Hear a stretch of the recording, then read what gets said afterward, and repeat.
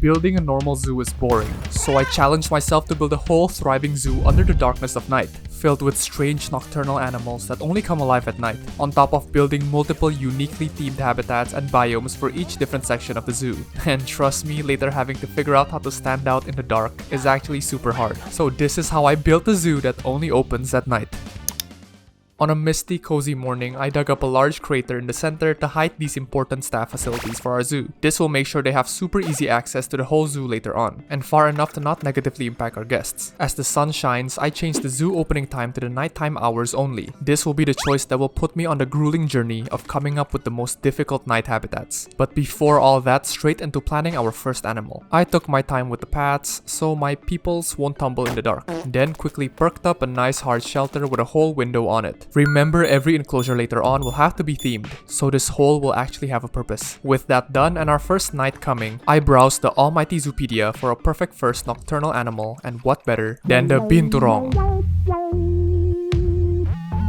Also known as the bearcat, these scruffily, goobly tree fur balls are nocturnal and very good climbers. I say as I set up the habitat barriers in the background. I terraformed the decline near the viewing point and hills in the back to add some sweet depth, before a generous coating of fresh Planet Zoo dirt. I have a vision, guys. A vision that's only possible with the new staffs I just hired. While they are patrolling, I'll buy my first 2 binturong babies and let the vets take them to their unfinished home. Yes, you can leave now. With them in, and whatever this happy tippy taps is, I can now check the necessary terrain, needs, and later even plants they like. So let's get renovating. Firstly, a second light layer of grass in the parts where I wanted to add more plants later. Then I pulled out my bag of rocks and lined the foreground of the habitat. The crowds are coming in hot, so I continued rocking, lined the wire mesh, and more rocks, until the structure is good enough to start with the foundations of the climbing structures. Fallen trees. Fun fact, these guys actually smell like buttered popcorn and excellent climbers, sleeping mostly in tree canopies with its tail like another usable limb. That's why I used logs and wood to build a massive climbing course for my Bintu babies. I made sure they have enough space to climb around, connecting it all into a wooden playground, before I started planting a mixture of bushes they like along the backdrop of the enclosure. And we can't forget about the grass, using a little technique of bundling a bunch of different shrubbery together for an extra natural look. And I did that for every nook and rock armpits I see fit. Then the most important of all, the lights. With a wallet-destroying investment on a solar panel, I set lights in the focus points of the habitat, making it orange as it brings out the nutty mud-brown body of this sexy mammal. I will need to use these lights cleverly, as it is the most important thing for these habitats at night. Some enrichment items too, lights for our guests, screens and donation bins, because I want their money. And finally using the hole as their little cat hole to go in and out of their shelter. With that, our first habitat is done.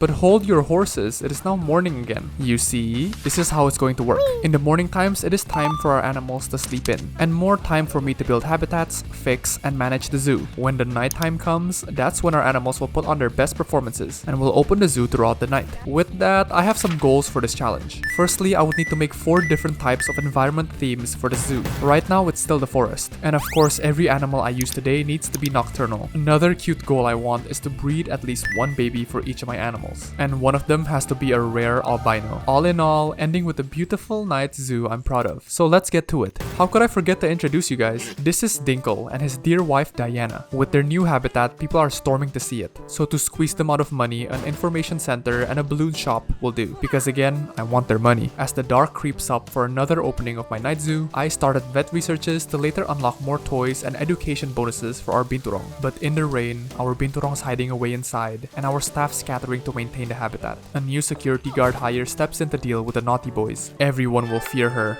This, of course, as I set up new shops, spend money on animal food, and prep for our next forest night animal. It's getting dark, and this time I'm going to spice things up with a walkthrough exhibit, so people can get to see our mystery animal up close. I want a more open feel, so for the time being, I'll set the walls as wire mesh, where I will finally put in the fearsome, extremely deadly sloths. It's sloths. Okay, these brown-throated sloths are not the most entertaining animals, animals, but with low energy they usually wake up in short hours of the night, which is perfect, on top of getting to build an enclosure around these pre-made slot structures. I assigned it to the staff work zones, lowered their temperatures, and started building. Sticking with the forest theme, I decided on a temple vibe for this one, propping up a sturdy wall brick for brick and the fences to the paths for a start. It's so dark. Not forgetting about the insides too. Patience, my sleepy one. With that done, a layer of mulch in the ground will simulate natural dirt instead of lame concrete. Straight into continuing with temple walls. You see this ugly black wall? For an open air feel, I set it into nothing and used rocks instead to make it look like a broken down temple. What's left was lining the bamboo to the mesh, some vines across the fences of the exhibit, then immediately onto the plants. First with hanging tropical plants across all over the side, before I sprinkled some friendly rocks around a giant tree log crashing into the habitat. Make that a little viney too, why not? The rest was simply adding the bushes and plants that fits the aesthetic. And look at them all happy. Hi there fella. Okay, what are you looking at? Of course, most importantly, I added some aquatic lights because I like the subtle glow, coloring it green to ooze out more forest energy, and placing it where it'll shine on my slots the most. And just look how pretty it looks at night.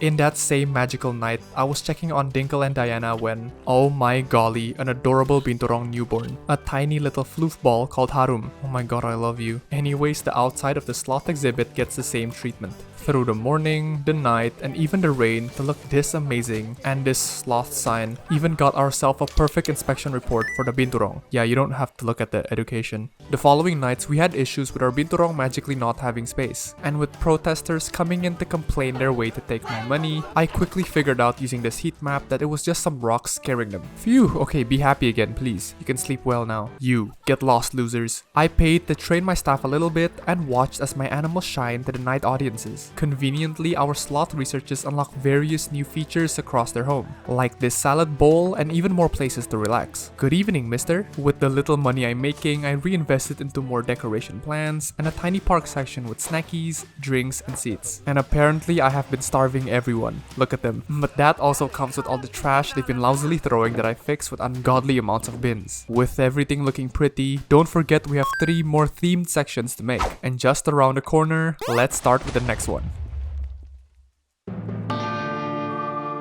Yes, there are nocturnal animals in the desert too, and I have one in mind already. I scale up a brick wall and repainted it a more neutral color, then quickly the null barriers that I covered with half walls of the same kind. This will be the desert corner, so I divided it into 2 different enclosures, and poured a tall glass of sand before deciding on an elevated part of the land just on the right. Then a series of desert rocks get glued to the back, and flatter ones over all the slopes to act as weathered down desert rubble, matched with a pool of water stretching over the viewing line. On the left, okay, that's too much dirt. A sort of king's rock for our animal to valiantly look over its home. And with the last few rocks, the foundation of it all is pretty much done. You might be expecting a giant big cat or scary wolves, but why not its mischievous smaller cousins instead? The fennec foxes. I bought a few healthy foxes and connected a back door for my staff, while changing the viewing barriers with a bit of glass. It's looking good so far, so I finally put my teeny fellas in. And as my new naughty canines check out their habitat, our visitors think the zoo tickets are underpriced. Stop it, you guys. You flatter me. Okay, fine, give me your money. To impress, I glammed the hard shelter with some wooden accents and began spreading around essentials for the foxes. I'll save you some time for the planting phase and a cute upbeat song montage.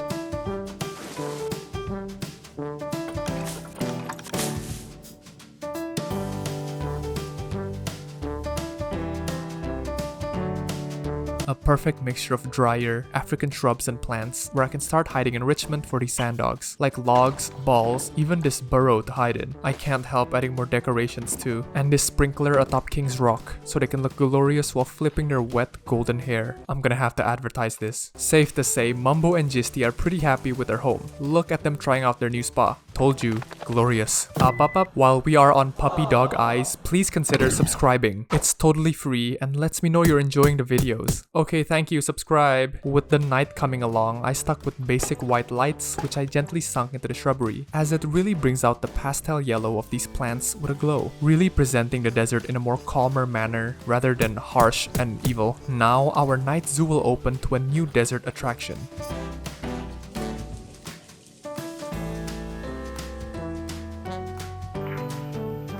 We let this night end with people drooling over the fennec foxes, plus a little more streetlights to help with the guests. I took a look at what our guests are thinking, and we have a lot to do. So it's time for a good old-fashioned zoo makeover! Madam Inspector here is checking out our night zoo again. I welcome her by decorating and starting on a plaza, like this giant scary tree for a start, which you will see later on. For starters, it's time to get some scenic trees around for a change. And finally put some structures for these ugly shops. In my brain, night equals spooky vibes, so that's what I went for. With stone walls, tall slender towers, even these railing designs, so architect of me, oh my gosh. Anyways, as I set wood beams, lanterns, and signs for our, night bites, that settles our little night shop straight into the main part of the zoo, our plaza. Between this creepy, most likely possessed old tree, I lodged a healthy rock and used tinier branches to hold it in place, providing a board for the super clever original name of our zoo. I can't think of anything else. The tree is finalized with a sprinkle of tattered ropes and knots that hold hanging lanterns across it. Now wait till you see this at night. While we wait, my generous royal self decided to give the guests a toilet, as they've been holding it since the opening of the zoo, and more staff in case something gets clogged. Speaking of staff, scenery around their facilities also help boost efficiency, so that is exactly what I focused on next.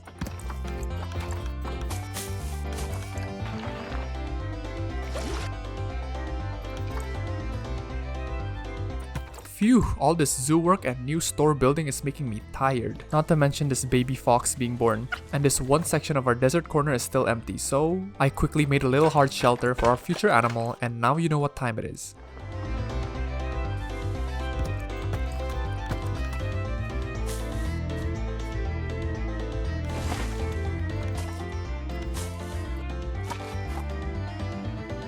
And this itsy bitsy savanna habitat is for the aardvarks, our ant-slurping nocturnal friend, and fun fact, they can have tongues up to 12 inches. Make of that what you will. A nice gradient to our cozy fox den on the side. And they seem to be doing alright too, taking a warm afternoon plunge in what? What is going on here? After setting up the lights for the aardvarks, until they're super satisfied, and seeing that our sloths are doing extremely well. Please stop looking at me. Our cash flow from the zoo running at night is at an all-time high, and as much as I want to make the cooler ecosystems of my zoo I have planned, like my finance bros taught me, I instead use the money to make a shopping center with merch, snacks, and even a food truck, theming it all like a mushroom forest, and little foxes too, why not? This place will look way different at night, surely attracting customers, but now with more passive income on its way, and all the guests pretty much happy, there's one thing left to move on to. Profits are off the charts, and I think it's time to make our third theme section of the zoo, the wetlands. As I built an extra hard shelter for our aardvarks who are stressing over hiding space, the next animal is one of my most requested ones yet. I dug a large crater for the habitat and made the paths. Excuse the wonkiness. Then I decide on the structure of the land before bam, flooded the whole thing. I liked how it looked, so I finalized the area with its barriers. Some glass would do too for the viewing area. I still stuck with the temple look and lined the walls, every single inch of it. Even a canopy walk-in viewing part at the top. Trust the process please, guys and girls. This will be where the animals sleep. Cover that up, and these are the hundreds of rocks I peppered across the walls. And finally adding shade to the canopy viewing point with its pillars and railings too to keep it afloat. Because human guests are not animal food, okay children? Alright, I've kept you waiting long enough. I bought these very expensive new animals, and now introducing our very beloved pygmy hippos. Look at these tiny meat tanks. A shrunken yet still beefy versions of the normal hippos, the pygmy hippos are nocturnal and hide in the deep end of swamps and rivers during the day. So let's build that. Plus the babies are absolutely adorable, so I'm adding that to my goals. Well, with that in mind, we need to finish this habitat quick.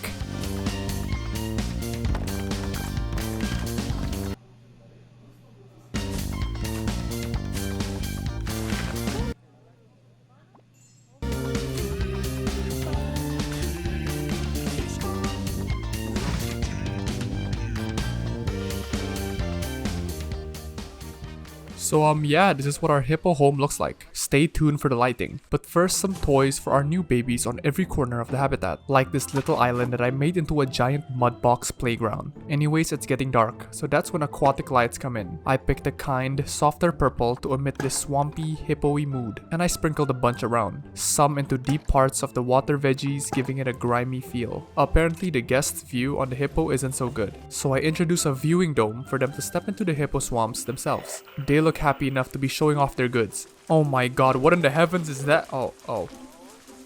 We even got pygmy hippos transcending into a godly plane, or rather, basking in the background lights. I think this new habitat is going to do good. Oh god, ew, stop, that's disgusting. The next morning, I was on money mode, so I used a little trick placing habitat cameras all around our habitats, increasing the habitat's rating, and then of course encourage more donations. On top of decorating and retheming areas of my zoo that needs it, the pygmy hippo area could use some love too. So I made a sort of mini plaza with a big hippo statue. Oh wait, this is for the pygmy hippos. Let me fix that. Okay, much better. There you go. And in the night times, we can catch our hippos swimming and playing with their precious mud. But there is something else I found in another burrow. The aardvarks had produced an offspring. Look how happy this papa is. For now, he's a little shy, but that's one step closer to our goal. Oh yeah, and don't worry about our sloths. They've been breeding like crazy, and they are loving life.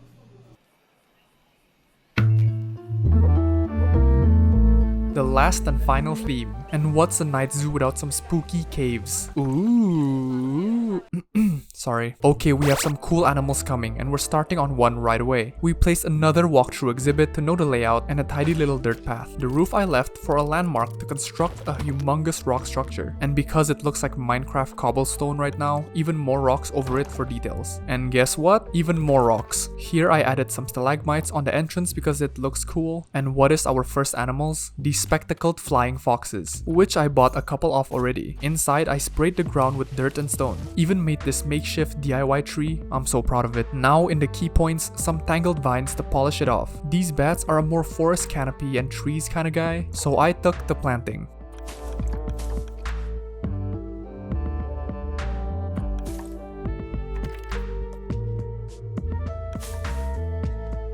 And there you have it, folks. So far good enough that even Linda here wants to donate herself. Anyways, I spared no time. The habitat undergoes a little staff screening and I copied the whole thing over and tweaked it differently, making it wider, have a rockier rugged structure, and a water aspect to the cave. Fitting the exhibit in, I can then put our next animals. And after, changing the water settings to dirtier water and some good old cave mist. Do these bats shower? Our hippos are loving the mud too much. On the other side, our baby aardvark Fabio found a little escape route. A naughty kid, so I had to patch that up quickly. Back to the caves, the Egyptian fruit bats that are going to live here are very active fruit stealers that roost and eat their sweet loot in the caves. As I layered rocks and smaller rocks around to add details to the flat walls, we achieved a rough, gravelly texture that I thought could use an in-cave waterfall. Finally, can't forget about the stalactites across the ceiling to solidify the look.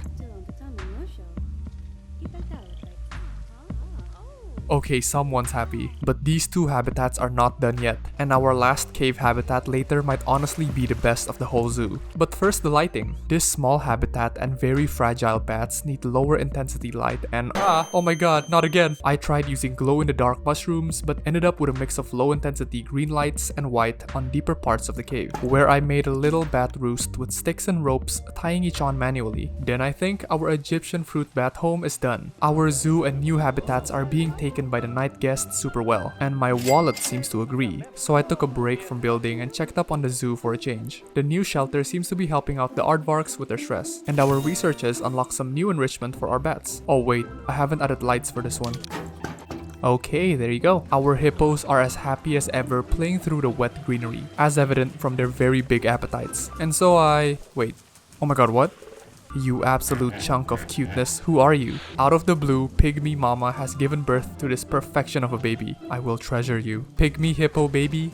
Check. But with new life, there's also our first ever animal of this zoo reaching the end of his, while parkouring? Anyways, rest in peace, Dingo. Actually, not too long after, his wife Diana met the same fate. And so, with their only son left, I bought some girlies to accompany him and I'm pretty sure someone's happy again. Come on buddy, don't be shy. Our sloths on the other hand, who am I kidding? They are loving life. Yeah, enjoy your salad. Wait, are you okay? In the rain, our fennec foxes are still doing their weird bathing ritual. And yeah, you go, mister. Okay, sorry. I'm obsessed. Right. To celebrate the opening of the new cave attractions, I decorated the surroundings like this welcoming stone with all these bat signs, painted the ground a light stone and dirt, plus all the shrubbery and tall pine trees that matches the rocks. Our guests are a little thirsty? Boom, a whole restaurant for you. This should boost our guest satisfaction satisfaction. And yeah, everything is perfect right now. So there's really no need to wait for our final habitat. Is it a lion? Is it the elusive chupacabra? No, it's the Cuvier's dwarf caiman, and I've got something special planned for them. On its barriers, I meticulously built a large sturdy stone ridge and lined the water body respectively. This took me a really long time, until I saw it fit to put in the caimans I bought earlier. I figured making a hole in the rock wall into a secret hidey shelter would be perfect for their nests. So welcoming to our new castle, our king and queen, the two gorgeous dwarf caimans, with our lady in white, Victoria, an albino. Hopefully she'll help us produce some albino offsprings. Mumbo, no! Our earliest animals have lived their fullest life, and their end surrounded by family. For the caimans, their story is just starting, demanding plants of underwater foliage and some trees and mangroves to accompany them. With the coverage threshold satisfied, the guests are already dying to see this habitat at night. So let's get to work. I set some water treatment facilities nearby, and already our caimans are liking their home enough to make love. Ooh. So looking at spots they like, I did some research and some lights. Oh man, I'm sorry, but actually I got to use the big light to put emphasis on the backdrop, alongside swamp green lighting everywhere else, because it fits reptiles. But on our caiman's first night, something smaller is following mama. A baby little girly caiman, born super fast already. How cute. Actually, several more boys and girls can be seen scattered around, many of them white just like mom. They got themselves a family of their own, eating their fish goop. Same goes to our bats who are settling in nicely. Iyas and his new girlfriend have been pretty busy in the baby business too. And everything is perfect. We finished all our goals, and I'd say I created one of my favorite zoos ever with all its unique night habitats. Let me know which one your favorite is in the comments. And the last night of the night zoo comes to an end. Thank you so much for watching. Keenling.